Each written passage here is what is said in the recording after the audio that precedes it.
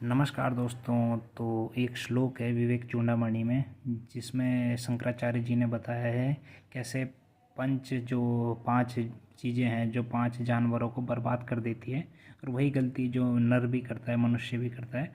तो वो पहले श्लोक देख लेते हैं। श्लोक क्या है? श्लोक है जैसे कि शब्दादिभिः पंचभिरेव पंच पंचत्वमापुः सगुणेन बद्धः।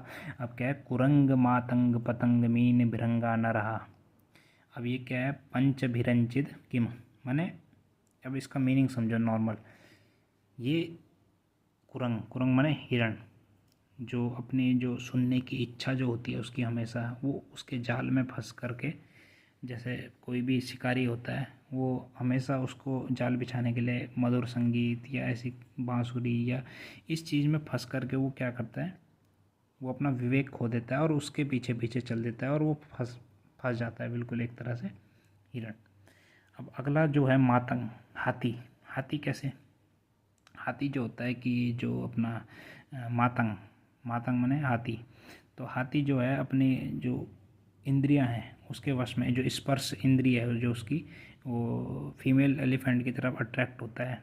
और कभी कभी क्या होता है कि उसके जैसे ही उसे महसूस होता है कि वो आसपास है फीमेल एलिफेंट, तो वो जा करके अपने आप का काबू खो देता है और बिल्कुल मदहोश हो जाता है बिल्कुल। और फिर सीधा कभी गड्ढे में गिर जाता है या फिर कभी किसी अपने शिकारी के जाल में फंस जाता है, या ऐसी इस प्रकार से। क्योंकि अब उसका क्या है कि उसका भोग विलास की इच्छा, तो इंसान भी क्या करता है, इंसान भी इसी वजह से बहुत बुरी तरह नीचे गिरता है इस शारीरिक भोग विलास में। तो अब आगे देखेंगे। अब ये मातंग, उसके बाद पतंग। पतंग क्या है? पतंग आपने देखे होंगे, वो मौत, मौत बोलते हैं इंग्लिश में।